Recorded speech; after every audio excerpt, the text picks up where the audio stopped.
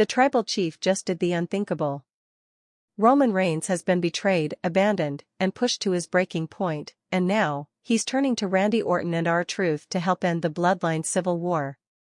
After Jacob Fatu's shocking betrayal at Money in the Bank 2025 and Jey Uso's emotional defeat to Gunther, Roman is no longer the unstoppable force we once knew, he's a desperate leader trying to rebuild. In a jaw-dropping backstage encounter, Roman shocked the WWE Universe by asking Randy Orton and R-TRUTH to stand with him. "I need your help." That one line changed everything. Quietly spoken. No bravado. No championship belt over the shoulder. No steel chair in hand.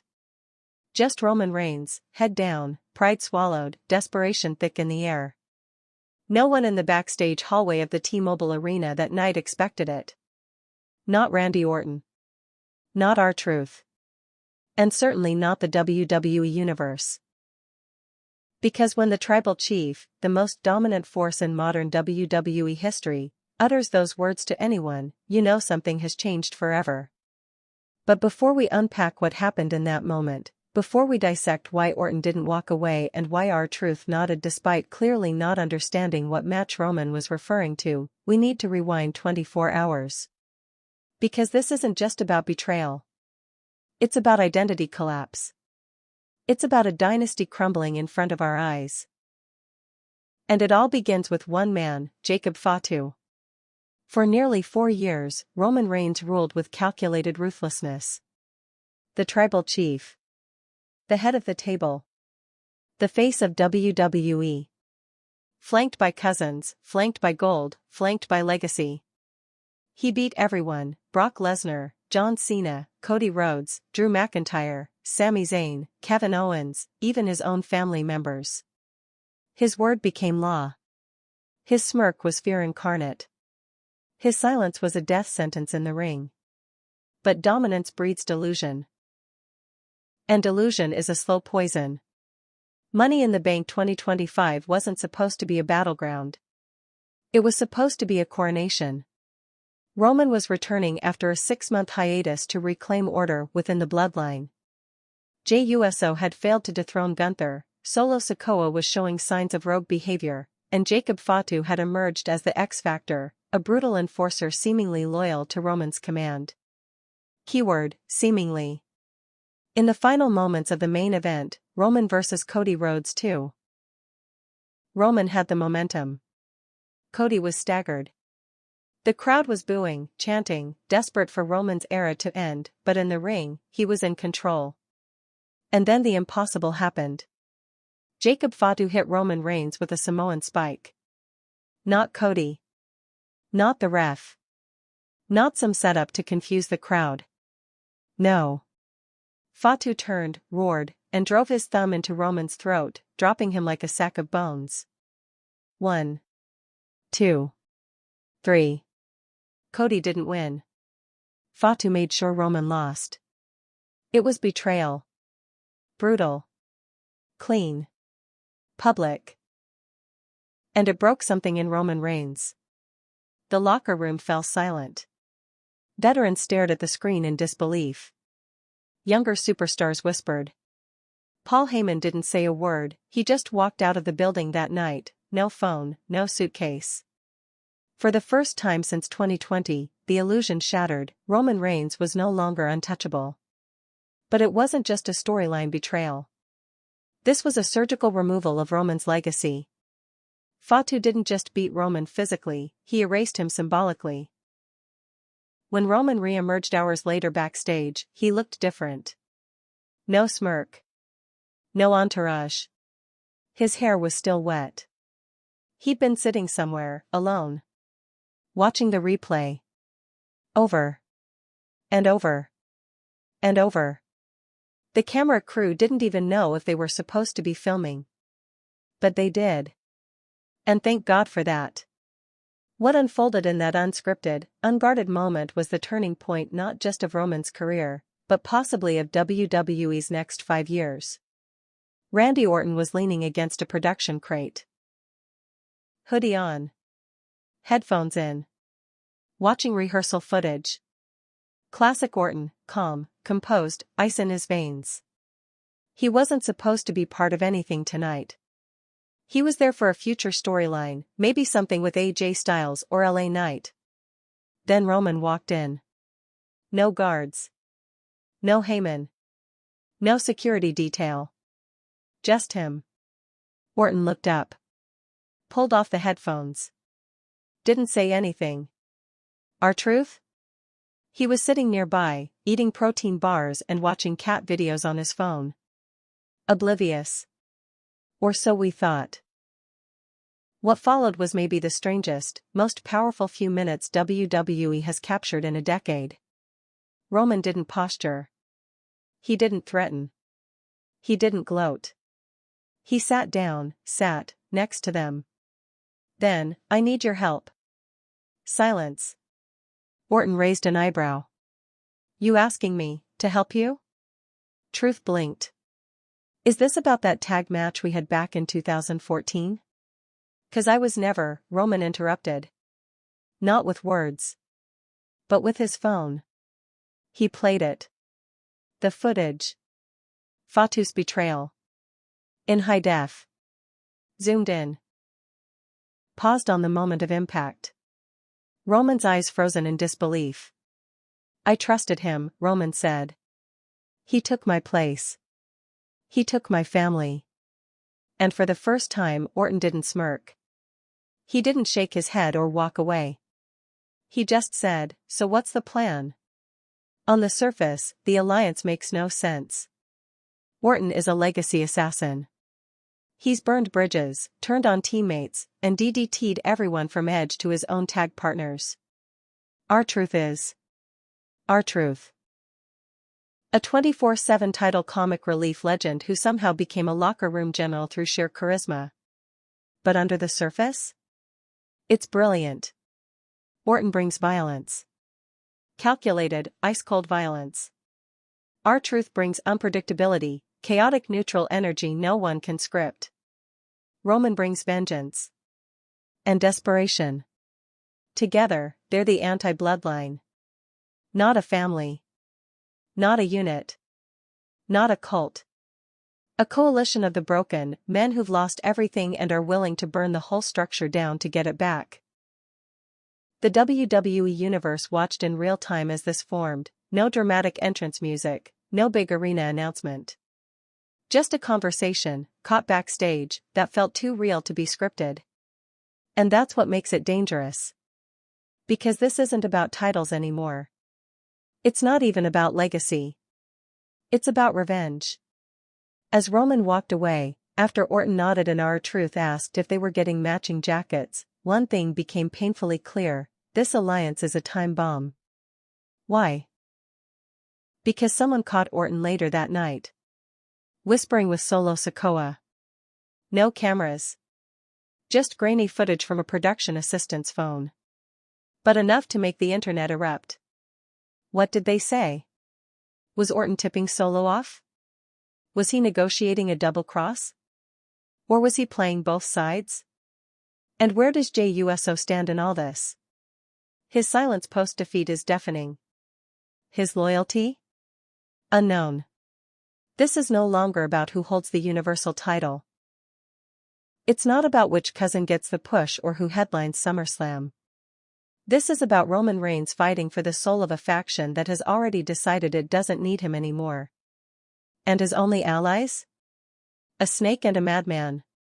If that's not peak WWE storytelling, what is? So the question becomes, is Roman Reigns making his final stand?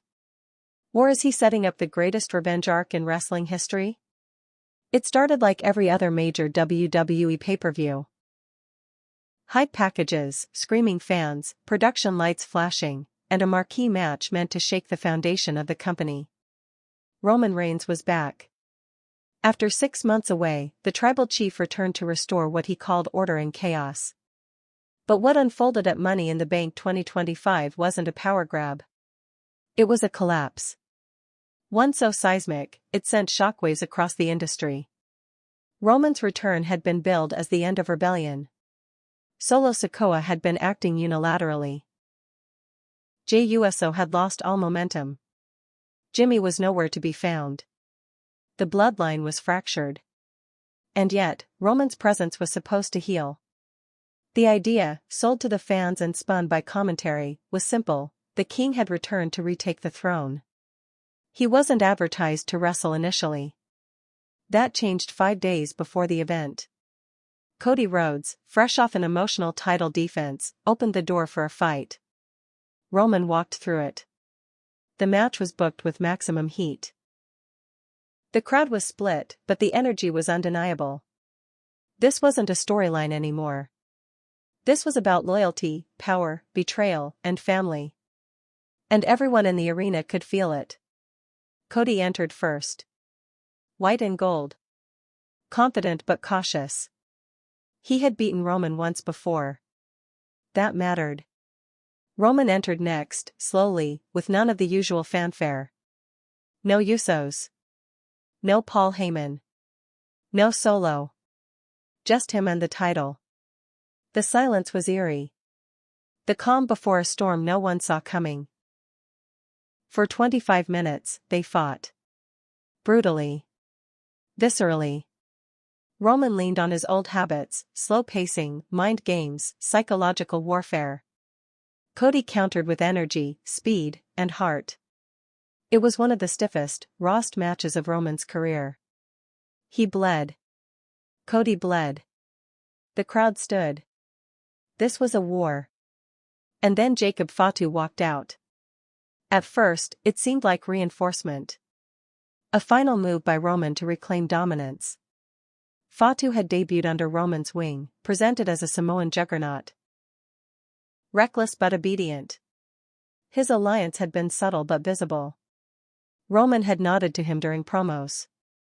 Fatu had interfered in minor matches. The message was clear: this was Roman's new enforcer. So, when he appeared at ringside during the final stretch of Roman's match with Cody, fans assumed one thing: this was over. Fatu would interfere. Roman would win. Business as usual. That's not what happened. Roman speared Cody. Cover. 1. 2. Cody kicks out. Roman looks confused. Angry. He turns to Fatu. Points at him. Fatu nods and steps onto the apron. The ref argues. Cody staggers to his feet. Roman turns, charges for another spear, and then Fatu steps through the ropes. And he strikes. A Samoan spike. Not to Cody. To Roman. Straight to the throat. Roman drops instantly. The arena erupts. Confusion. Cheers. Gasps. The commentary team is speechless. No words. Just stunned silence. Cody stares, frozen. Fatu shouts something in Samoan and steps back. Cody makes the cover. 1. 2. 3. The bell rings. The title changes hands. But no one is watching Cody. Everyone's staring at Roman, lying flat in the ring, blinking up at the lights with betrayal written all over his face. That wasn't a turn. That was a mutiny. Jacob Fatu didn't just cost Roman the title. He ripped out the heart of the bloodline in one move. Backstage, chaos exploded. Officials scrambled. Medical teams ran toward the curtain. Roman walked out under his own power, but his expression was hollow. He didn't speak. He didn't look at anyone. Not even at Paul Heyman, who stood at the edge of gorilla position with a towel in his hand and his mouth open in shock. Security separated Fatu from the rest of the locker room. Not as punishment, but for protection. Nobody expected him to explain himself. He didn't need to. His message was loud enough. Online, fans went into overdrive. Social media erupted. Fatu did what Jay couldn't. Roman finally got a taste of his own medicine. Long live the new bloodline. Within 10 minutes, #Jacob Fatu was trending worldwide. Meanwhile, Cody, despite reclaiming the championship, felt like a footnote. That's how monumental the betrayal was. The fallout was immediate. Within hours, WWE released a backstage statement. Roman Reigns had suffered internal trauma and emotional distress due to the events at Money in the Bank. No interviews. No press. No appearances. They needed time to assess the internal stability of the bloodline. That was PR code for, we don't know what the hell happens next. What made the betrayal even more personal was Roman's trust. He had chosen Fatu. Brought him in. Protected him from being overexposed. Groomed him as the future of the faction. This wasn't just a bodyguard going rogue. This was a family member executing a coup. To many in the locker room, it wasn't surprising. Roman had created an environment built on fear and blind loyalty. Eventually, someone was going to snap. But no one expected Fatu to be the one holding the knife. The next night on Raw, no Bloodline appeared. No statement from Solo. No Heyman. No Jay. Nothing. The silence was deafening. Commentators danced around the topic. The only official update was a pre-recorded message from WWE management confirming that Roman was taking time to recover. Then, as the week progressed, things got murkier. Solo was spotted in a closed-door meeting with Heyman. No one knew what was said. Jey Uso posted a cryptic message on Instagram, sometimes the table needs to be flipped. Fatu released a video. No words. Just him training, with the words blood is earned flashing across the screen. WWE reposted it. Lines were being drawn. It was no longer about tribalism. It was war. Backstage, Roman didn't speak for days. Those closest to him said he didn't take calls. He watched the replay of Money in the Bank over and over. He didn't eat with the roster. He trained in private. He started requesting solo time in the ring after hours. Quiet. Focused. Obsessed. Then, after nearly a week of silence, Roman returned to the building. Not to talk to creative. Not to plan a match. He had a different plan. Desperation doesn't announce itself with fireworks. It creeps in slowly, like fog. And for Roman Reigns, the fog started the moment the referee's hand hit the mat for the third time at Money in the Bank. It wasn't just a loss. It wasn't even about the title. What shattered Roman wasn't the pinfall, it was the realization that Jacob Fatu's betrayal wasn't a momentary lapse or a chaotic accident. It was planned. Calculated.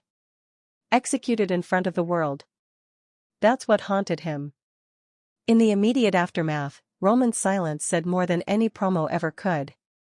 He didn't storm into a locker room or demand a rematch. He disappeared. For 3 days, no one saw him. Not Heyman. Not producers. Not even security. He left the arena that night without his title, without his faction, without speaking a single word. Those close to him said he stayed in Las Vegas. Alone. He didn't fly home. He didn't post on social media. He turned off his phone. The WWE office tried calling. He didn't answer. His family? Voicemails. It was like he fell off the map. But he hadn't disappeared. He was watching. Sources inside WWE confirmed that Roman had obtained footage from multiple camera angles of the betrayal. Not just what aired on the pay-per-view, but alternate angles from production cams, handheld backstage cameras, security feeds, every second of Fatu's body language, his movement, his alignment. He studied it. He became obsessed. A production assistant, who asked not to be named, said Roman was seen alone in a private editing suite at WWE HQ, replaying the betrayal in slow motion. Zooming in. Looping it. Not just once. Over and over. And that's when things began to shift. Desperation doesn't always come in the form of panic. Sometimes it looks like calm. Stillness. A man sitting in the dark, trying to solve the problem that tore his kingdom apart. Roman had built the bloodline to be unbreakable. A legacy machine. But he'd built it on fear. He demanded loyalty but gave none. When Jey rebelled, he crushed him. When Sami Zayn showed loyalty, he manipulated him. When Heyman doubted, he reminded him who the real power was. But when Fatu betrayed him, without warning, without speech, Roman saw something he hadn't seen before. He saw the limits of fear. And that's when it happened. That's when he changed. Roman didn't call Jey USO. He didn't try to get Solo back on his side. He didn't demand a sit-down with Heyman. He went in a direction no one saw coming. He started asking questions. Not to his family, but to the locker room. According to multiple sources, Roman began showing up backstage in silence. No music. No entourage. He'd walk into catering, grab a bottle of water, and scan the room. He wasn't looking for friends. He was studying. Calculating. Searching for the right minds. Not the ones who loved him. The ones who understood him. He approached Randy Orton first. That conversation has already become legend. We'll get to it in the next section. But the important detail here is why Roman picked him in the first place. Because Orton is a survivor. Roman had tried building loyalty. That failed. He needed to build something different now, a unit fueled by instinct, not obligation. People who weren't bound by family. People who had no reason to trust him, but every reason to hate what Jacob Fatu had done. Orton had been betrayed before, by Edge, Triple H, Evolution, the Authority. He knew betrayal.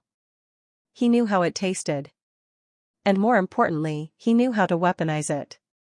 Then there was R-TRUTH. Truth made no sense. On paper, he was an oddball. Comic relief. But Roman remembered something most of the WWE Universe forgot. In 2011, Truth went dark.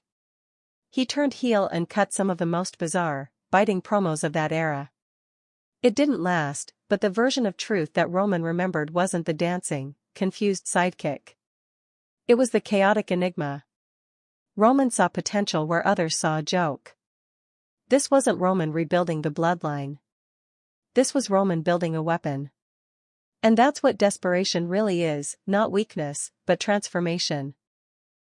He began working out twice a day. Quietly. Off the grid. No posts.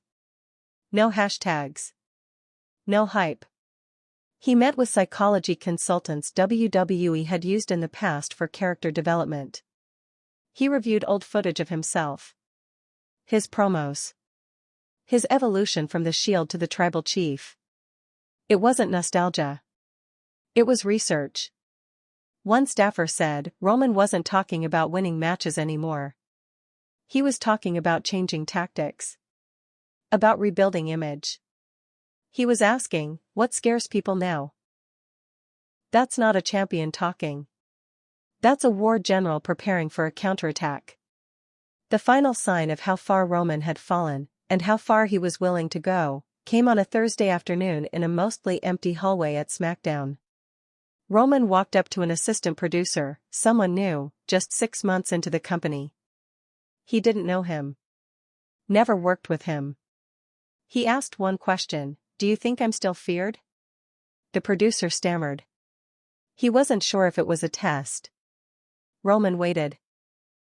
Finally, the guy said, "I think they respect you. But I don't think they're afraid anymore." Roman nodded. That's what I needed to know. And he walked away. It wasn't a breakdown. It was a moment of clarity. Roman wasn't chasing power anymore. He was chasing leverage. And when a man like that loses his kingdom, he doesn't just rebuild. He retaliates. But the seeds of his retaliation were strange. Uncomfortable. Risky. And completely off script. This wasn't the Roman Reigns who stood above the ring with a title and sneered. This was the Roman Reigns who sat in a hallway and whispered 3 words to 2 unlikely allies, "I need help." No one walks up to Randy Orton and asks for help. Not if they value their spine. Not if they remember what happened to every partner he's ever turned on. And definitely not if they used to be bitter rivals standing across from him at WrestleMania. But that's exactly what Roman Reigns did. And in doing so, he triggered the most bizarre, unpredictable, and potentially dangerous alliance WWE has seen in years. The moment happened backstage, off-script, and without an audience. But thanks to a single camera operator, just doing his job, we saw history form in real time. Roman wasn't supposed to be at the building that day. No one on the talent list had him listed for appearances. There were no creative segments involving him. His name wasn't in the production meeting notes. But he was there. Dark hoodie. No music. No title. No fanfare. And he was looking for Randy Orton. He found him by the equipment crates, sitting alone, phone in hand. Orton wasn't expecting anyone, least of all Roman. That alone says everything about where Roman was mentally. He wasn't operating from power anymore. He was operating from necessity. He approached without a word. Just stood there for a moment, watching Orton like a scout watching a weapon he hoped wouldn't explode in his face. Finally, Roman spoke. "I need your help." That was it. No explanation. No preamble. Just a stripped-down sentence. 3 words that hit harder than a Superman punch ever could. Randy didn't move. He looked up, slow and deliberate. His face gave away nothing. "Say that again?" he asked, more curious than mocking. "I need your help," Roman repeated, firmer this time. A beat of silence. Then Orton stood. Let's pause for a second. To understand how shocking this was, you need to remember the history. In 2014, Orton and Roman were at each other's throats. Roman was still green, still rising, but already getting the push. Orton was the gatekeeper, the legacy killer, the one who got people through fire or burned them in it. They never liked each other. Even during multi-man matches, even during forced alignments, their chemistry was cold. Not hostile, not explosive, just wrong. Like 2 predators in the same cage who knew they couldn't both run the jungle. And yet here they were, a decade later, with Roman asking and Orton listening. But this wasn't a fairy tale moment. Orton wasn't going to hug it out. "You know I don't do teams," he said. Roman nodded. "I'm not asking for a team. I'm asking for a strike." Orton's eyes narrowed. "That's what this is," Roman continued. "Fatu didn't just beat me. He took the bloodline. He's not even blood. He's just violence in a suit." Orton didn't flinch. Roman looked down. Pulled out his phone. No security lock. No filter. Just raw footage. He played the betrayal. Again. The Samoan spike. The cover. The crowd erupting. Then he paused it, right on Roman's face, in that moment after the impact, when you could see the exact second his trust shattered. "I picked him. I gave him power. He made me look like a joke." Still, Orton said nothing. So Roman went further. "You know what that feels like," he said. That was the first time Orton's expression changed. Barely. A twitch of the mouth. A flicker in the eyes.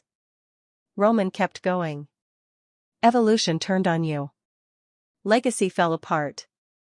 The Authority used you.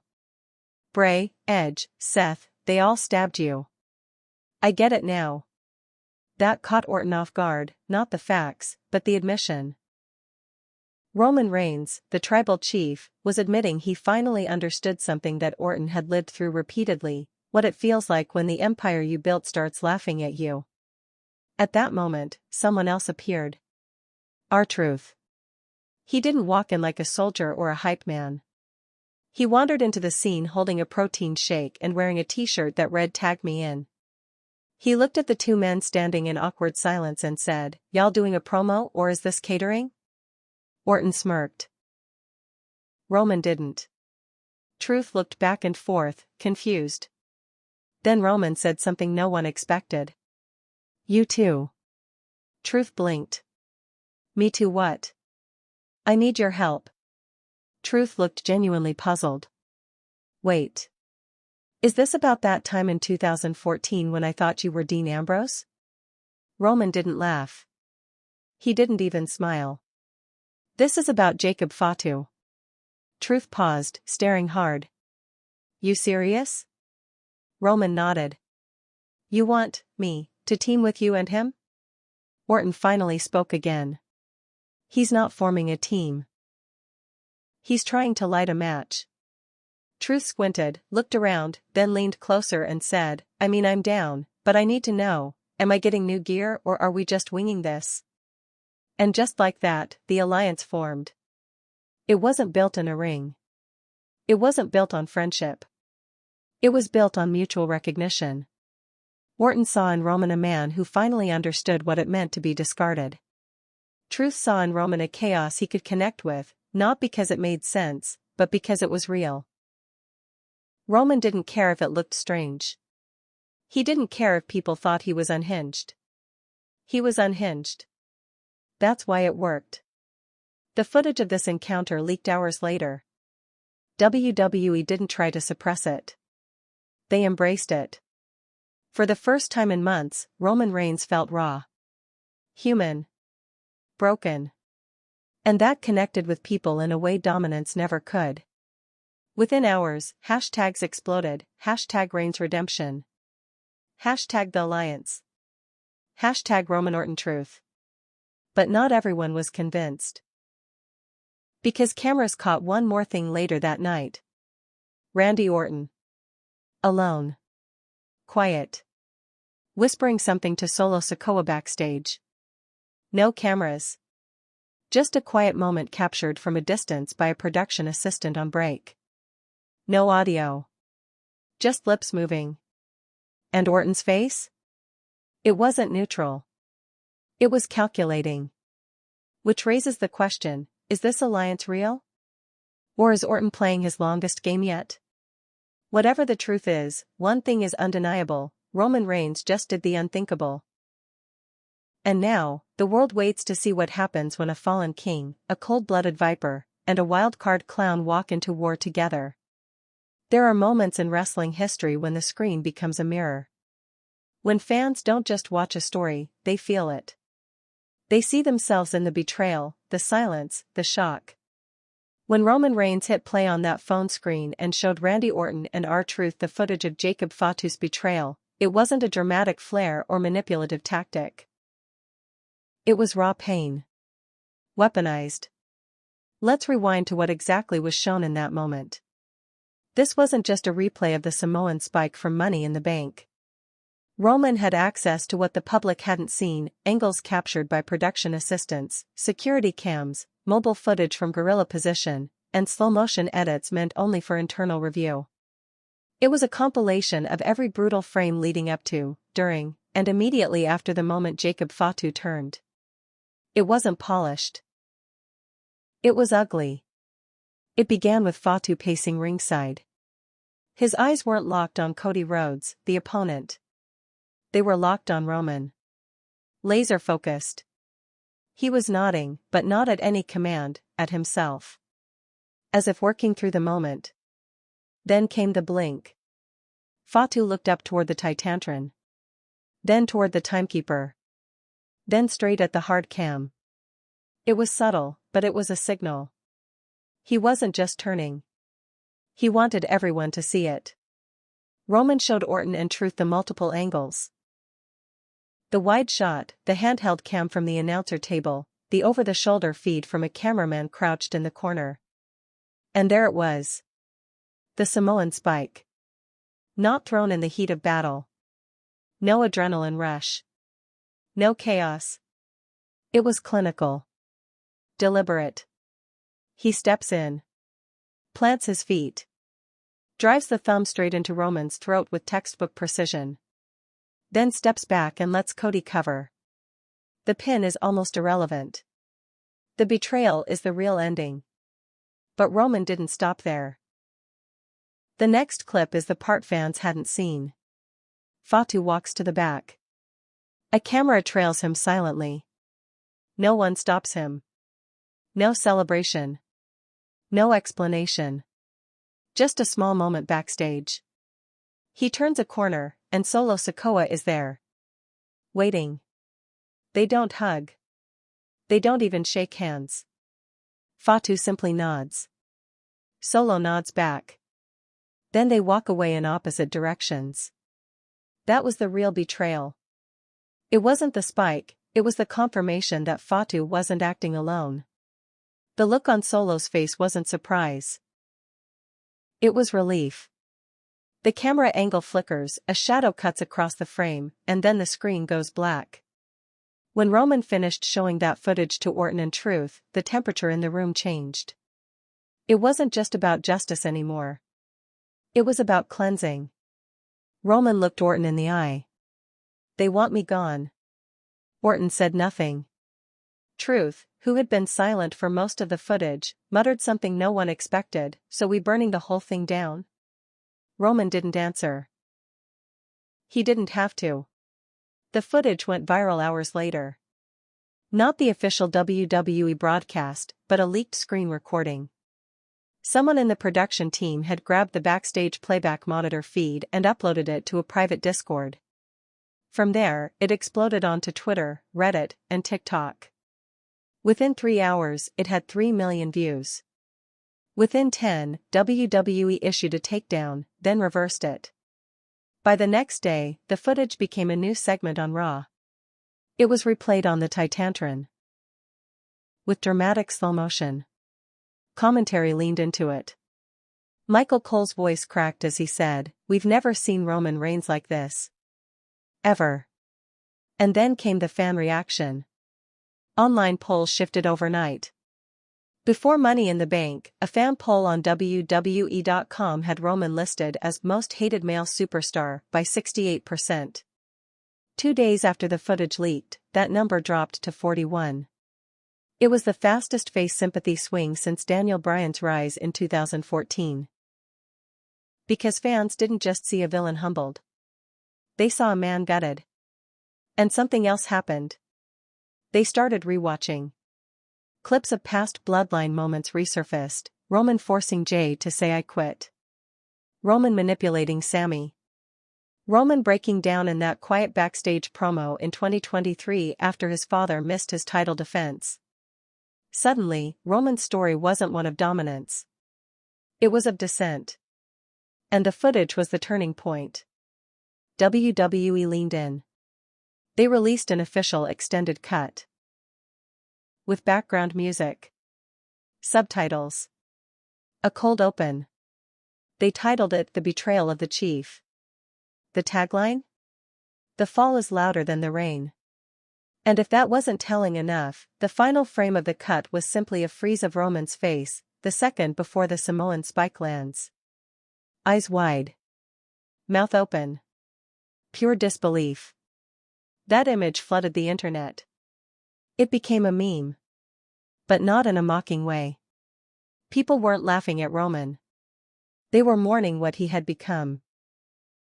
Because deep down, everyone recognized something in that expression. The realization that no matter how much power you hold, no matter how carefully you build your kingdom, when the betrayal comes, it still knocks the wind out of you. Even if you're the tribal chief. Especially if you're the tribal chief. The footage didn't just change the narrative. It changed Roman. It hardened him. He didn't want a belt. He wanted a reckoning. When Roman Reigns walked up to Randy Orton and R-TRUTH and asked for help, fans laughed. Not because it was funny, but because it was absurd.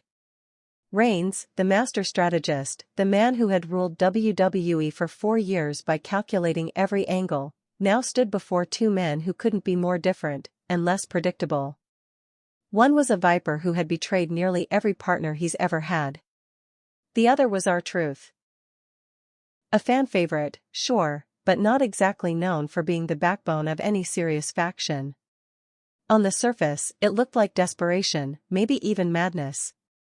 But once the shock wore off, the question that really started to matter was this: why these three? The answer begins with one word. Instinct. Roman Reigns didn't pick Orton and R-TRUTH because he trusted them. He picked them because, like him, they operate by instinct. They don't need loyalty. They don't need structure. They don't even need each other. They need one thing: purpose. And right now, that purpose is war. Roman didn't want another bloodline. That model was broken. He had built it around family, honor, respect, and it left him wide open for the one thing he couldn't control: betrayal from within. This time, he wasn't going to make that mistake. He wasn't building a brotherhood. He was building a weapon. Let's break it down. Start with Randy Orton. The man is synonymous with cold, calculated violence. He doesn't smile. He doesn't joke. He doesn't explain himself. He moves with precision. For years, Orton was the one WWE turned to when they needed someone to ignite a feud with nothing but a look and an RKO. He doesn't need speeches. He doesn't need family ties. All he needs is a reason. And Roman just gave him one. Orton doesn't forget. Not evolution. Not legacy. Not Bray Wyatt. Not Edge. And certainly not the times Roman beat him down in the past. But this wasn't about the past. This was about shared experience. Roman recognized the pain in Orton. Not just as a competitor, but as a man who'd seen his alliances crumble, one by one. Orton isn't loyal. He's lethal. And if you can survive standing next to him, you become dangerous by association. Roman didn't ask Orton to be his partner. He asked him to be his edge. Then there's R-TRUTH. At first glance, Truth was the odd one out. He's been the comic relief for over a decade. The 24/7 title clown. The guy who cuts promos about non-existent matches and confuses Royal Rumbles with birthday parties. But there's something everyone forgets about R-TRUTH. He's been around. Longer than Roman. Longer than Orton. He's wrestled in every era of WWE's modern history. He's held titles. He's survived roster cuts, creative resets, and generational shifts. That's not luck. That's survival. And beneath the chaos, there's control. Truth is chaos by design. No one knows what he's going to do next. Sometimes not even Truth himself. And that unpredictability? That's what Roman saw. He needed someone no one could read. Someone who could infiltrate, distract, and disrupt. Someone who could walk into any room and have no one take him seriously, until it was too late. Truth is a walking distraction. But he's not stupid. When Roman approached him, Truth didn't say yes out of confusion. He said yes because he knew this was his moment. People underestimate him. Roman knew that. And now, Truth's unpredictability becomes a weapon. The wild card. The unpinned grenade. And Roman? He's the glue. Not because they trust him, but because they need him. Roman is the reason. The engine. The grudge that binds them. Without Roman, Orton stays cold. Truth stays goofy. But with Roman? They become a triangle of chaos, precision, and vengeance. Look at what each man lacks. Roman lacks unpredictability. Truth brings it. Orton lacks purpose. Roman gives it. Truth lacks direction. Orton sharpens it. Together, they cover each other's weaknesses. Not by affection or loyalty, but by necessity. It's not a friendship. It's a formula. And what makes it dangerous is that it's temporary. Everyone knows this doesn't last forever. Roman knows Orton could turn on him at any moment. Orton knows Truth might wander off mid-match to chase a squirrel. Truth knows Roman might use him as a shield if things get rough. But that's the point. There's no illusion of permanence. This isn't the shield. This isn't DX. This isn't the new day. This is a ticking clock with violence attached. And the moment Roman told them, this isn't about gold. This is about wreckage, they all understood what they signed up for.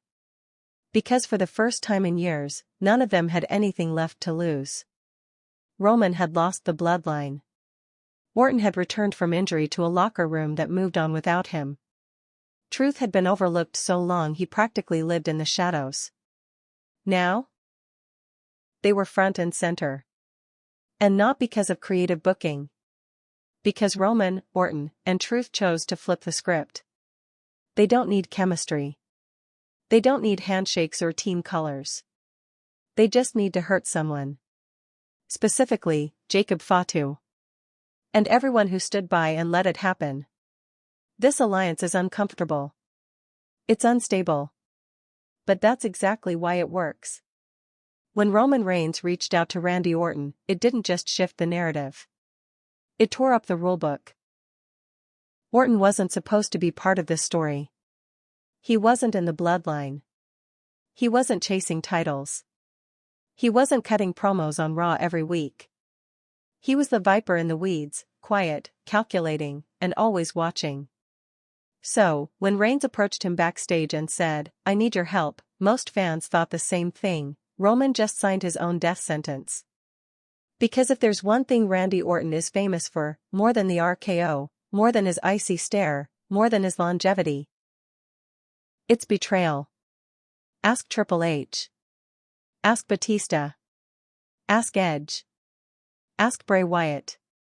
Ask anyone who's ever teamed with him. You don't work with Randy Orton. You survive him. And yet, here he is. Standing shoulder to shoulder with Roman Reigns and R-TRUTH. Not because he believes in them. Not because he trusts them. But because, for the first time in a long time, Orton has a reason to strike again. The thing about Randy is that he doesn't move unless something triggers him. He's not driven by emotion. He's driven by instinct.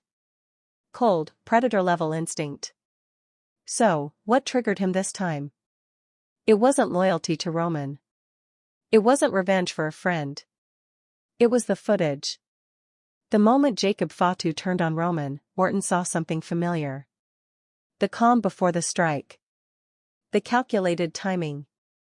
The willingness to flip the system for your own benefit. It reminded him of himself. And that's where it gets dangerous.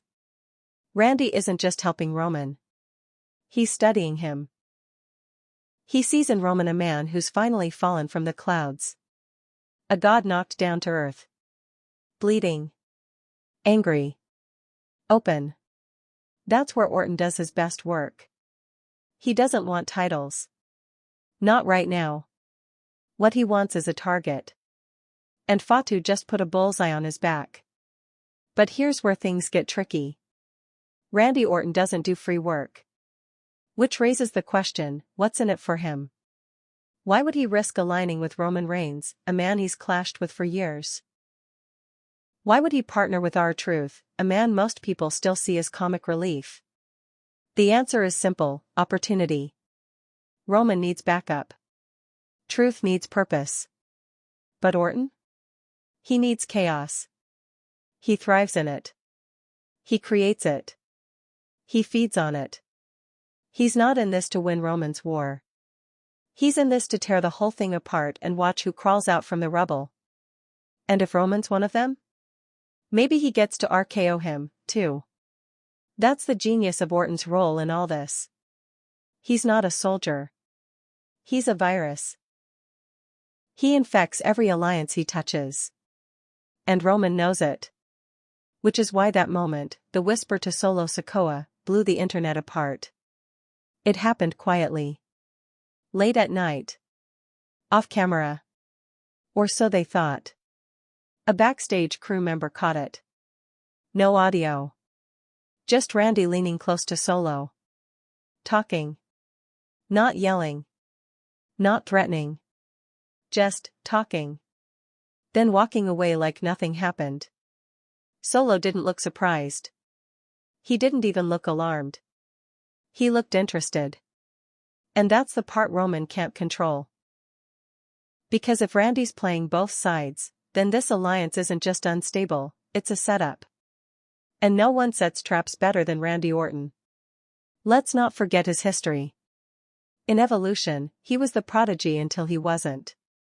Triple H turned on him the second he won the World Heavyweight title. So, Randy learned. In Legacy, he was the leader, but also the manipulator.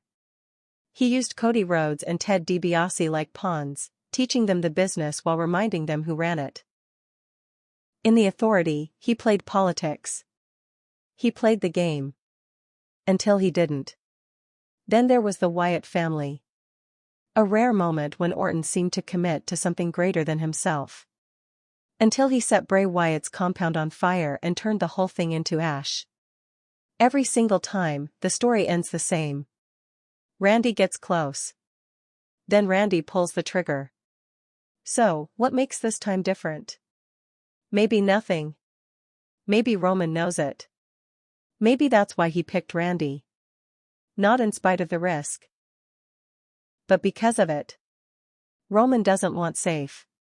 He doesn't want allies who bow to him. That didn't work.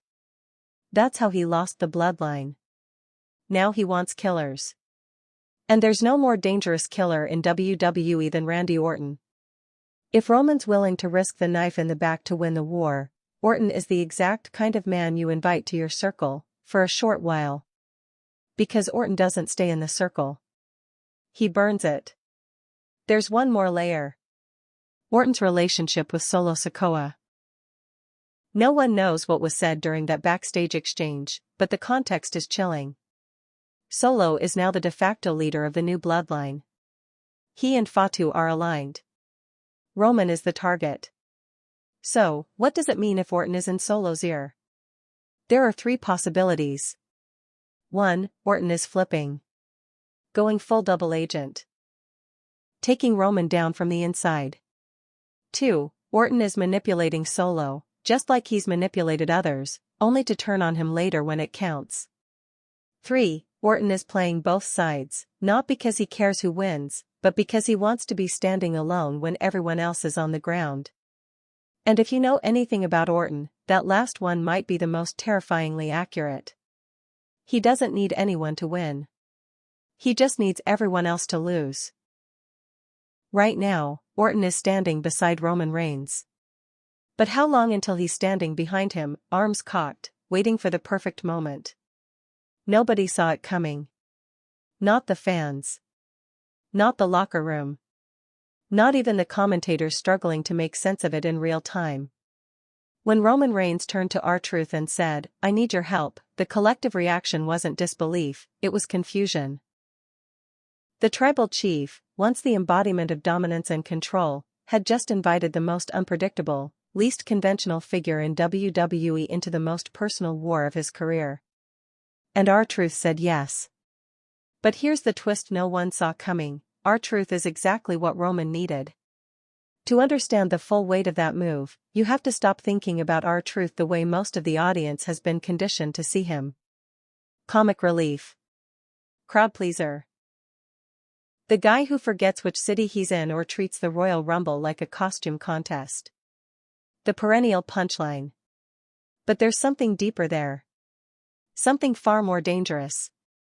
R-TRUTH is unpredictable. And in war, unpredictability is power. It's easy to forget that Truth is a veteran. A real one.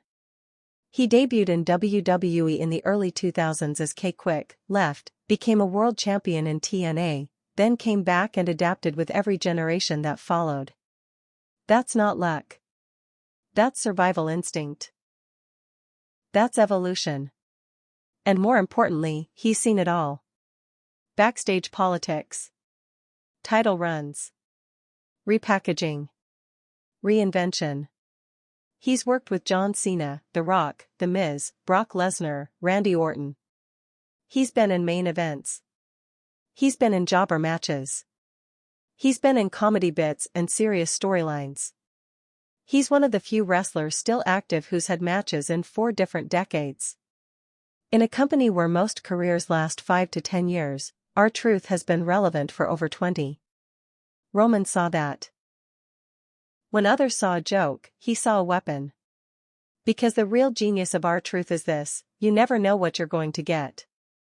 He might forget the rules of the match. Or he might drop you with a spinning elbow before you even know what happened. He might walk into the wrong locker room.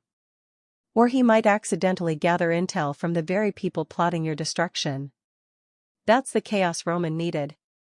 After the betrayal by Jacob Fatu, Roman wasn't just looking for strength. He was looking for variables, people who didn't operate on the Bloodline's traditional code. People who weren't bound by legacy or fear. People who couldn't be predicted. Truth is a disruptor. He doesn't move like other superstars. He doesn't think like them. That makes him harder to manipulate. He's not trying to climb the ladder. He's not looking for gold. He's not trying to win the big one. He's just there, doing whatever comes into his head next. That kind of unpredictability can throw off even the most calculated enemies. And Roman knows that. He's watched men like Fatu and Solo Sikoa operate with brutal efficiency. He knows their patterns.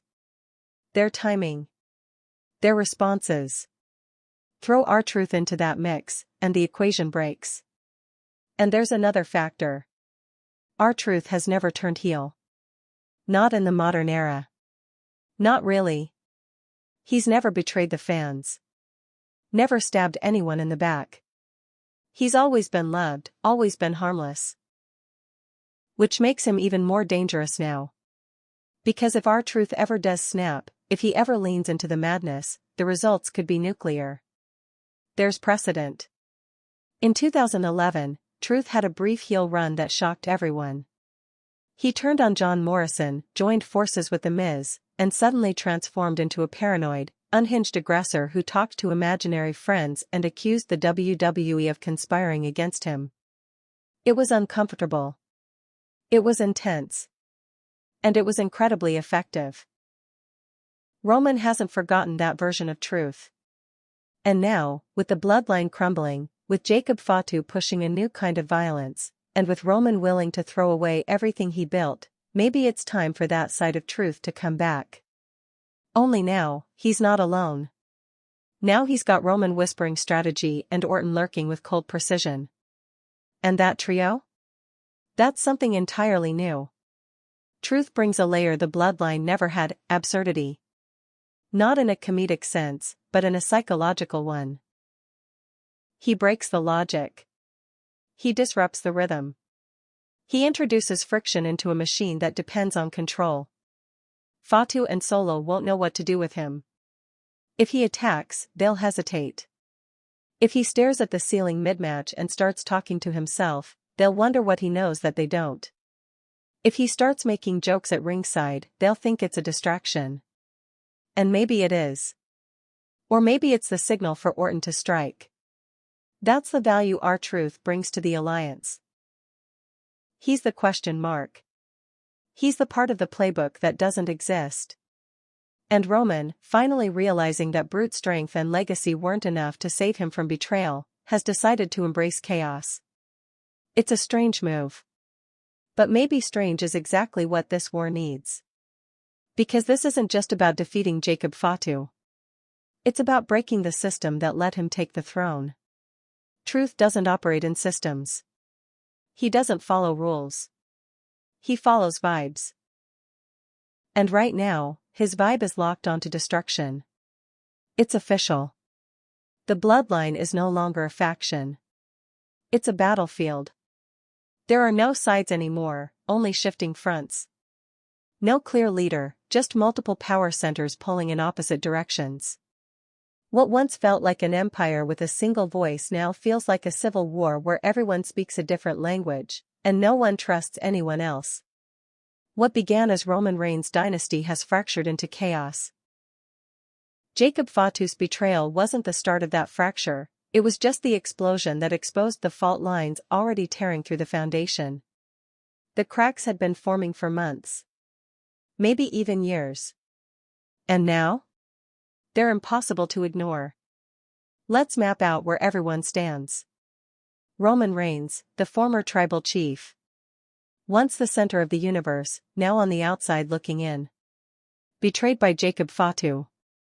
Abandoned by Solo Sikoa. Disconnected from USO. Left to rebuild with two men he would have mocked a year ago, Randy Orton and R-TRUTH. He's no longer fighting for titles.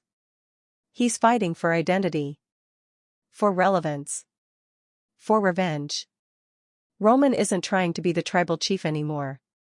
He's trying to survive the destruction of his own legacy and maybe, just maybe, burn what's left of it to the ground before someone else does it for him. Jacob Fatu, the usurper. The muscle-turned mastermind.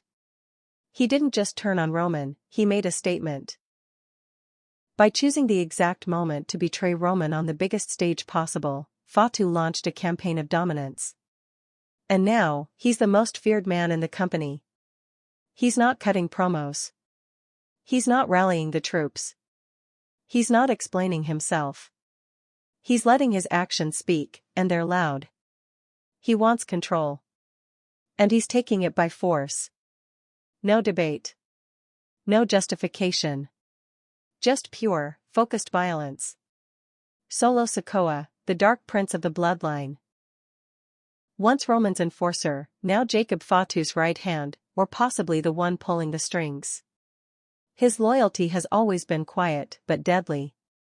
He never spoke much. He just acted. And now, his actions tell the story of a man no longer interested in following. He's not out for Roman's forgiveness. He's not even out to lead. He's a tactician. A soldier-turned-strategist. And in this war, he's playing chess while others are swinging chairs. But Solo has a secret. He's too smart not to see that Fatu might become the same tyrant Roman once was. And if that's true, Solo may be planning yet another betrayal, this time of the man who just helped him take the kingdom. JUSO, the silence in the storm. Of everyone in the bloodline, Jay is the one whose next move matters the most, and the one who hasn't made it. After losing to Gunther in a crushing match at Money in the Bank, Jay disappeared. No tweets. No backstage interviews. No cryptic promos. Nothing. Just silence. Which makes him the most dangerous player in the entire Civil War. Because Jay's story is the heart of this saga. He was the first to fall in line under Roman. He was the first to rebel. The first to break. The first to fight back. The first to bleed for the cause. And now, he's at a crossroads. He doesn't trust Roman. He shouldn't. He doesn't respect Fatu. Not after what he did. And he's not built like Solo, cold, calculating, removed. Jay is emotion. Fire. Loyalty ripped apart and stitched back together. So the question isn't what side he's on. The question is, what does he want? If Jay wants justice, he might side with Roman, but only temporarily. If he wants to stop Fatu's rise, he might side with Orton and R-TRUTH, but that's a wild gamble.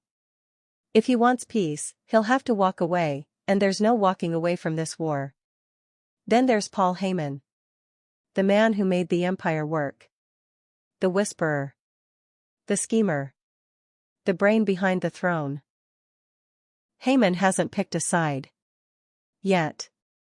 But here's what's telling, he hasn't been seen with Roman since the betrayal. He's been seen pacing backstage. Making calls. Watching monitors. But no public declarations. No last-minute assists. No frantic speeches. He's waiting. Because Heyman doesn't follow loyalty. He follows momentum. And right now, momentum is shifting violently every day. So where does that leave the bloodline? Scattered. Armed. Ready for war. What once was a family is now a battlefield of 5 major players and countless smaller ones circling like vultures. There are alliances, but none that are built to last. There's communication, but none that's honest. There's power, but no peace. And looming over all of it is the growing sense that someone, maybe Fatu, maybe Solo, maybe even Orton, is going to turn this civil war into something even darker. The fans have picked their sides. Some are still loyal to Roman, seeing his downfall as the tragedy of a man who flew too close to the sun. Some are cheering for Fatu, admiring his no-nonsense rise to dominance. Some are rooting for Jay to finally carve his own path. Some are praying that Orton burns everything. And some, maybe the smartest, are watching R-TRUTH and waiting for the moment he flips this whole story upside down. What happens next isn't about a faction. It's about survival. In a civil war, there are no clean wins. Only who's left standing when the smoke clears.